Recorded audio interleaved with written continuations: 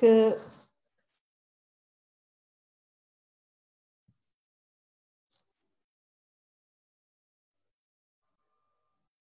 bonjour.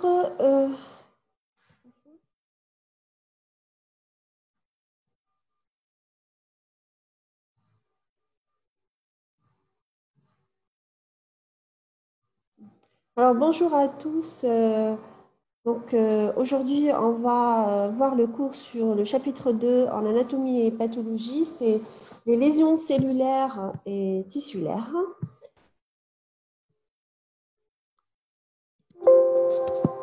L'objectif du cours, c'est d'acquérir les concepts de base du diagnostic lésionnel en anatomie pathologique. Il faut savoir définir une lésion, connaître les principaux facteurs déclencheurs, les principales lésions élémentaires de la cellule et définir l'apoptose et citer les principaux types de nécrose tissulaire. Ça, c'est les objectifs principaux du cours.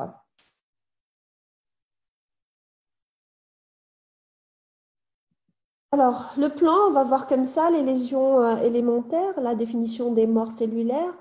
Ensuite, les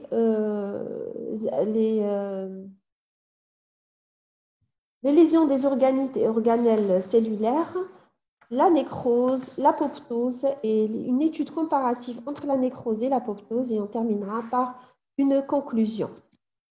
Alors, avant tout, il faut savoir que la cellule qui représente l'unité de base de l'organisme, elle va naître, elle va proliférer, elle va sécréter, se différencier, se multiplier, et par la suite, elle va mourir, vieillir, c'est la sénescence, et mourir, et elle va être remplacée par une autre cellule. C'est ainsi que ce qu'on appelle l'homéostasie tissulaire et cellulaire.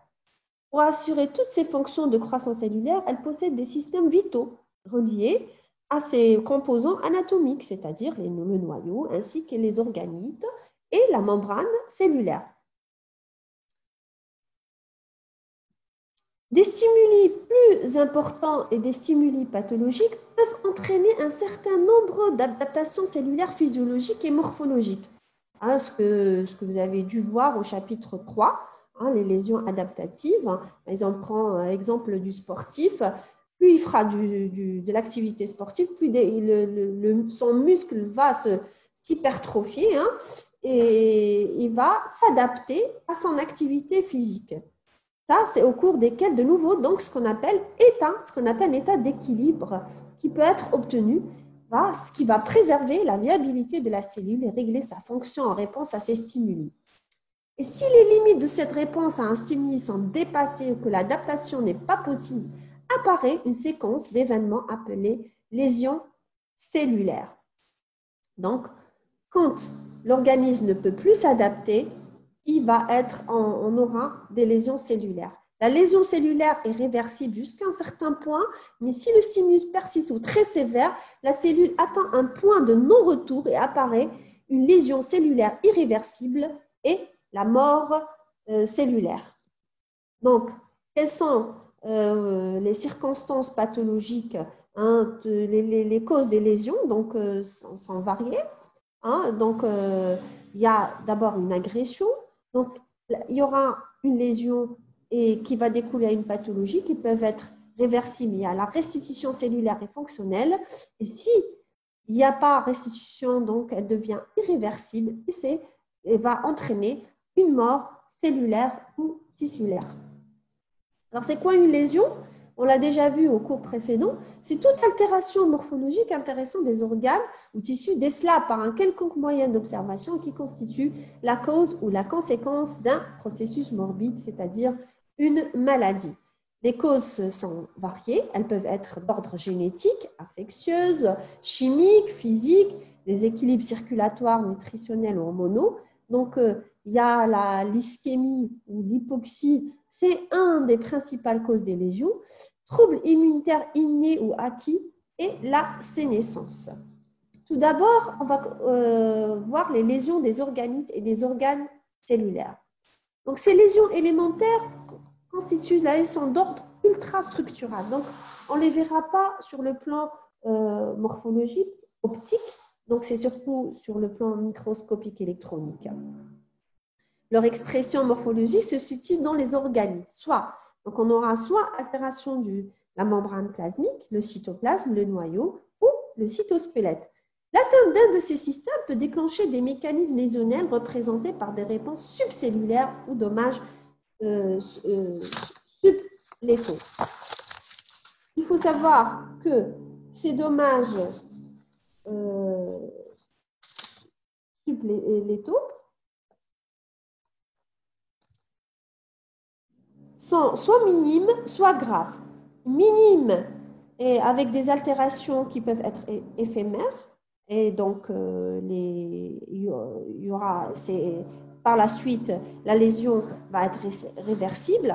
Ou si la cellule, comme je vous l'ai dit, est incapable de parer à l'agression sévère, hein, des altérations morphologiques fonctionnelles s'installent définitivement, la lésion est dite irréversible, évolue vers la mort nécrotique. Alors, pour la membrane plasmique, pour la membrane plasmique, donc on aura une exagération des structures normales. Hein.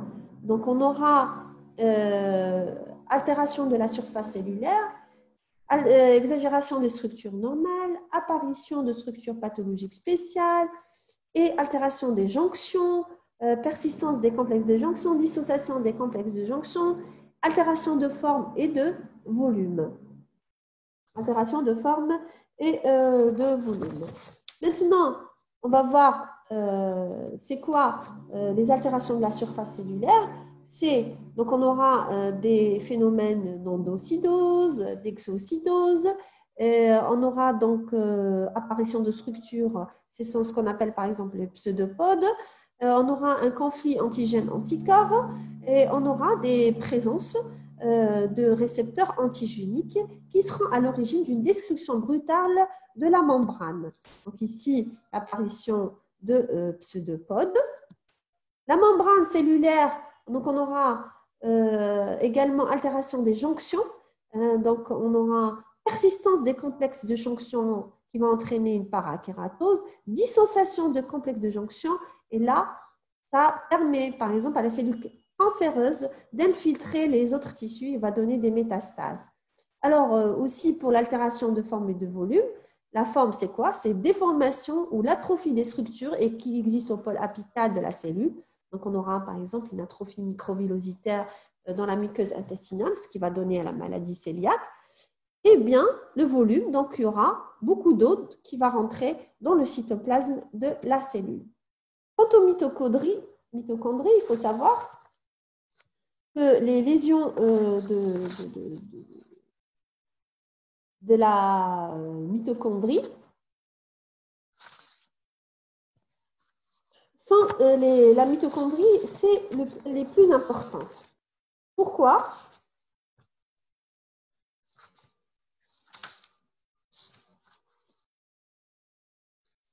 Ce sont les indicateurs les plus sensibles à l'agression.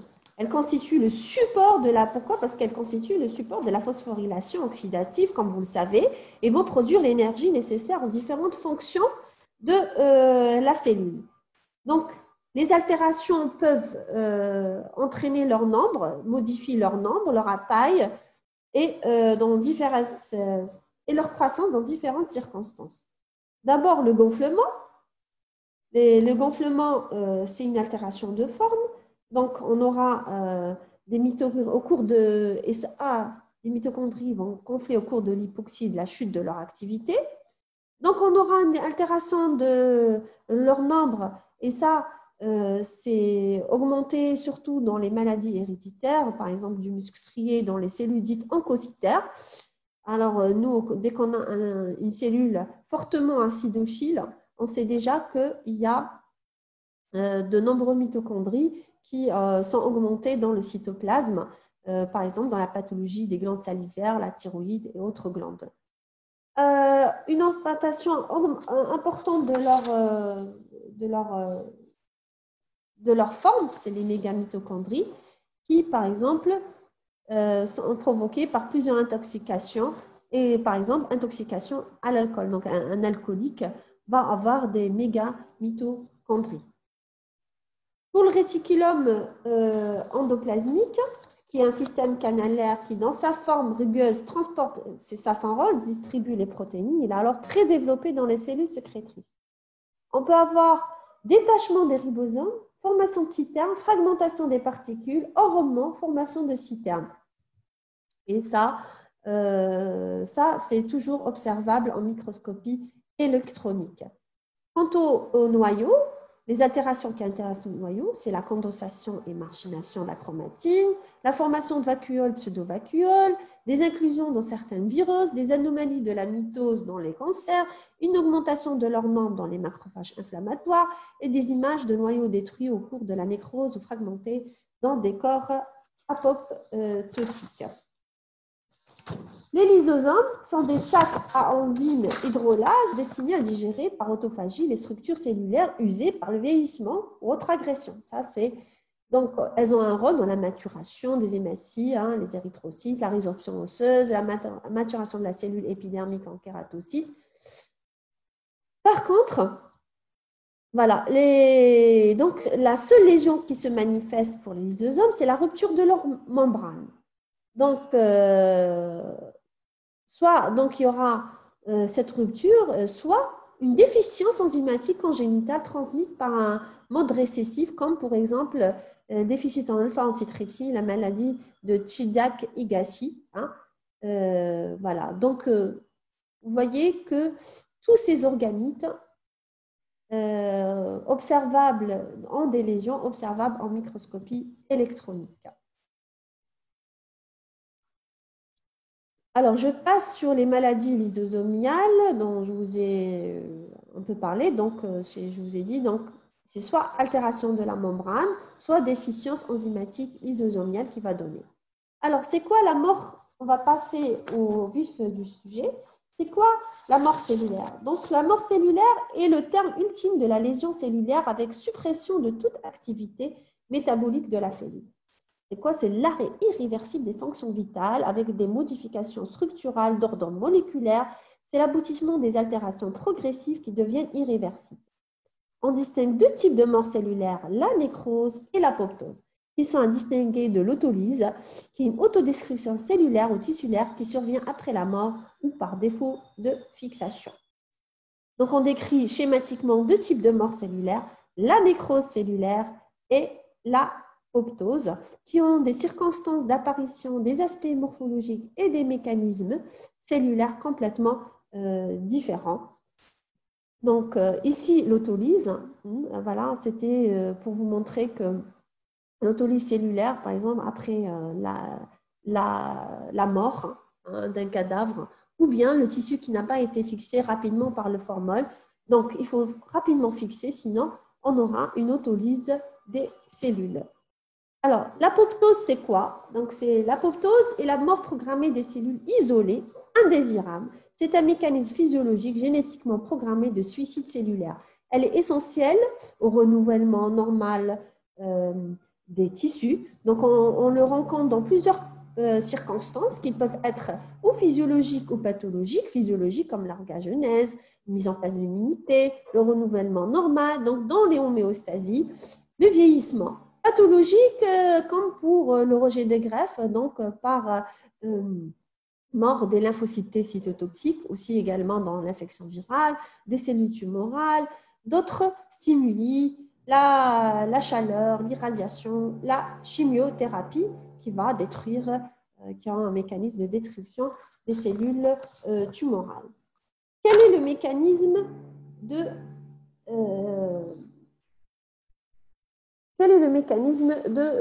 l'apoptose? Ici, je vais vous montrer une photo. Donc, comme vous le savez, un ganglion normal. Dans le centre germinatif, vous voyez ici des macrophages. Donc, après différenciation, les cellules vont mourir dans le centre germinatif. Et ici, il y a les macrophages qui vont phagocyter les cellules, les lymphocytes qui ont subi une apoptose, une mort cellulaire. Donc là, on les voit ici, ces macrophages qui ont phagocyté des éléments de mort cellulaire. Alors, ici, un autre exemple d'apoptose, c'est des cellules tumorales qui sont souvent en cycle. Donc, les cellules tumorales ont un cycle réduit, donc elles vont rapidement mourir. Et là, vous voyez des corps apoptotiques. Quels sont les mécanismes de l'apoptose qu'on va voir maintenant? Donc, il faut savoir que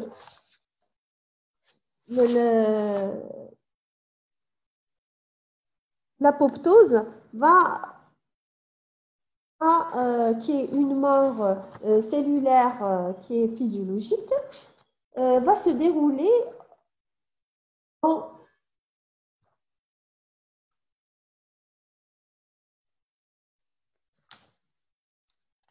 par deux voies principales. Donc, il y aura d'abord des signaux qui vont déclencher la mort, ce qu'on appelle la phase d'induction, et il y aura phase de contrôle et phase d'exécution qui sont avec des contrôles positifs et négatifs. Phase de contrôle, c'est surtout les gènes qui sont les protéines qu'on va voir dédiées à cette mort. Donc au début, on aura une voie plutôt intrinsèque et une voie extrinsèque. Donc, et tout se passe, bien sûr, et ce qu'il faut savoir, c'est que ici, c'est l'engagement de la mitochondrie par la voie intrinsèque et la voie extrinsèque, elle est activée par un ligand FAS TNF-alpha. Donc ici, la voie extrinsèque et la voie intrinsèque.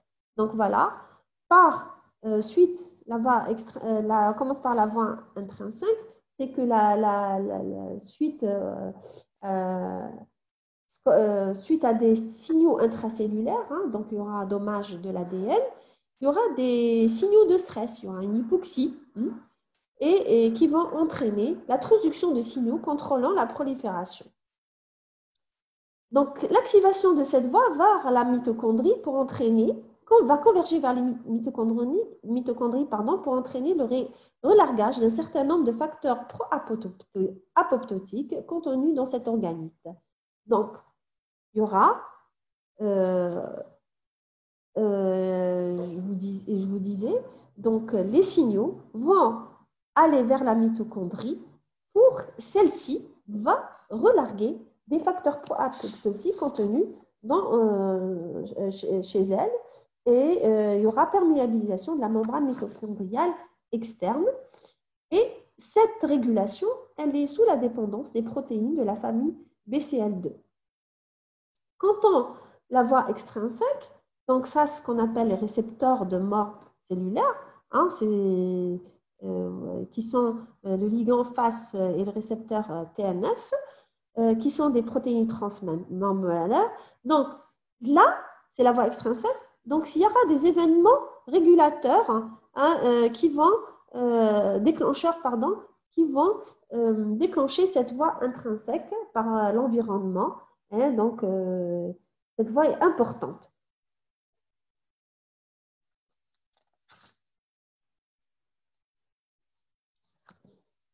Donc voilà, donc il y aura connexion entre ces deux signaux. Donc, hormis la voie intrinsèque par la famille BCL2, et bien sûr l'interaction entre le FAS et son ligand récepteur TNF qui vont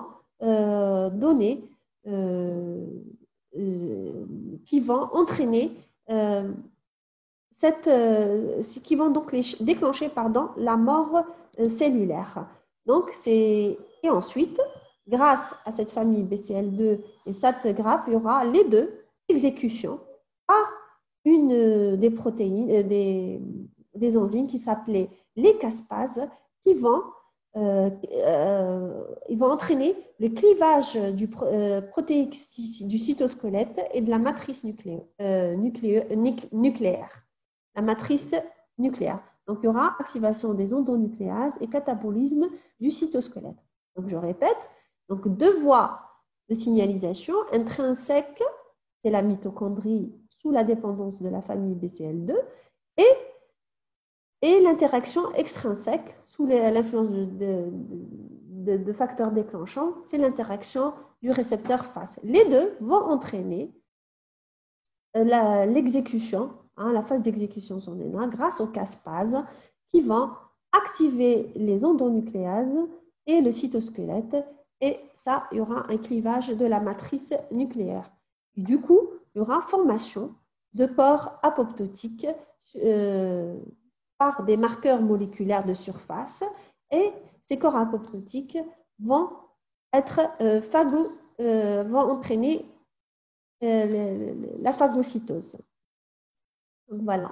Donc, une voie intrinsèque et une voie extrinsèque.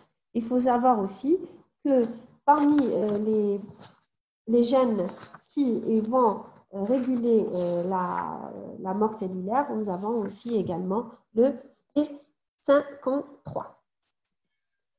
Quels sont les aspects morphologiques sur le microscope optique? Nous avons, donc, elle atteint quelques cellules, donc nous avons des cellules isolées ici, rétractées, avec un cytoplasme très éosinophile. Vous voyez que par rapport à ici, il est vraiment bien rose, avec un matériel nucléaire là, ce qu'on voit qui est fragmenté, et ce qu'on remarque qu'il n'y a pas de réaction inflammatoire. Et là, c'est ce qu'on appelle les corps apoptotiques, qui sont phagocytés par les cellules de voisinage et exclus dans les lumières, par exemple dans les lumières digestives. Voilà, ici, une lumière digestive où on a les corps apoptotiques qui sont exclus. Ici, c'était un centre germinatif dans le ganglion. Alors, qu'est-ce qu'on a donc sur le plan électronique? Nous avons une condensation de la chromatine. Donc, sur le plan électronique, on a surtout des anomalies nucléaires. Des anomalies nucléaires. Donc, nous avons condensation de la chromatine contre la membrane nucléaire. Nous avons condensation, disparition de l'enveloppe nucléaire, fragmentation du noyau, donc qui va entraîner ça, les corps apoptotiques. Et le nucléole qui devient anormal avec formation d'une masse nucléaire. Alors, pour le cytoplasme, c'est surtout des modifications qui touchent avant tout les mitochondries, se traduisent par leur gonflement et la perte de leur double membrane, puisque c'est la mitochondrie, c'est l'organelle principal qui est touché lors de la l'apoptose. Alors, en cas les dérégulations de l'apoptose, on a excès d'activation intempestive et nous avons un défaut de blocage des signaux, donc positifs et négatifs. En cas d'excès, c'est surtout dans le sida, les maladies neurodégénératives, la maladie auto-immune, les lésions ischémiques comme l'infarctus du myocarde, le diabète, le thyroïdite d'Hashimoto, la colite ulcéreuse. En cas de déficit, surtout dans les infections virales, le cancer et maladies auto-immunes. Maintenant, on va passer à la nécrose. C'est quoi la nécrose? C'est la mort cellulaire accidentelle après un stimuli exogène. Alors, les lésions morphologiques sont irréversibles, hein, qui touchent le noyau, les cytoplasmes, et ça intéresse bien sûr un groupe de cellules dans un tissu qui sont soumises aux mêmes agressions. Les causes, c'est surtout l'anoxie, des agents physiques, chimiques, infectieux, désordres immunologiques et nutritionnels. Donc, la cause la principale, comme j'ai dit, c'est l'hypoxie. Donc, l'hypoxie, il y aura un stress oxydatif, hein, donc il y aura déplétion de l'ATP, protéolyse, augmentation de la perméabilité membranaire. Donc, voilà. Pardon. Donc, il y aura altération de la mitochondrie, entrée du calcium, hein, donc il y aura un dommage des enzymes lytiques, donc il y aura protéolyse, augmentation de la perméabilité et la activation de la mort. Les modifications morphologiques observées en microscopie optique traduisent la dénaturation protéique et la digestion enzymatique des organites. Donc, on a d'abord des lésions cellulaires et des lésions tissulaires.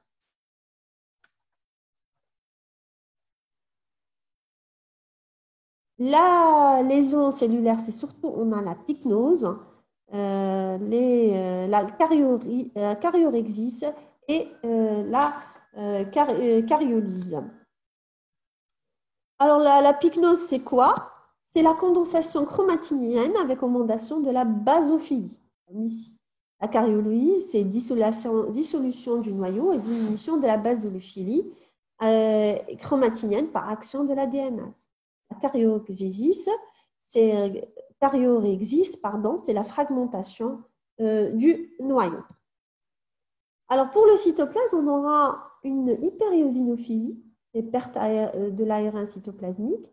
On aura une cellule homogène, vitreuse, parce qu'il y a perte des particules glycogéniques.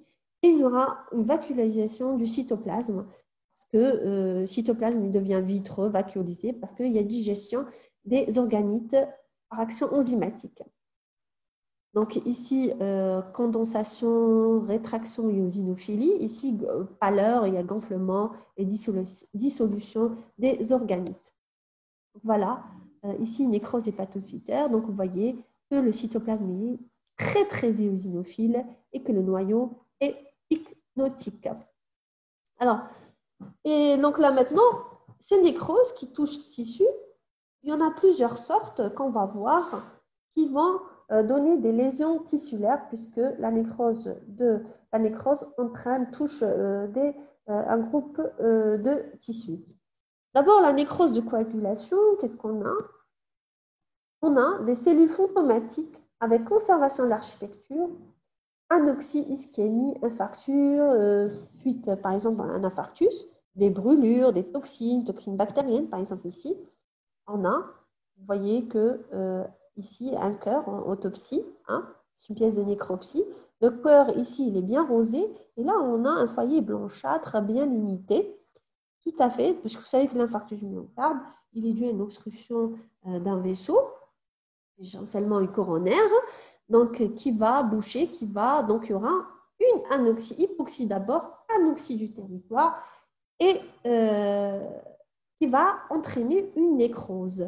Et cette nécrose, comme vous savez, autour d'elle, elle va entraîner une inflammation. Donc ici, myocarde normal avec ses cellules musculaires striées. Et là, vous voyez que ça commence, là, une nécrose. Et là, on a conservation de l'architecture, c'est-à-dire qu'on voit, on devine que c'est des cellules myocardiques, mais on n'arrive pas à voir les organites dedans, ce qu'on appelle les cellules fantomatiques. C'est ce qu'on appelle la nécrose coagulation. Ici, un cancer ici de l'œsophage. Donc, on a de la nécrose. Et cette nécrose, elle est là. On la voit.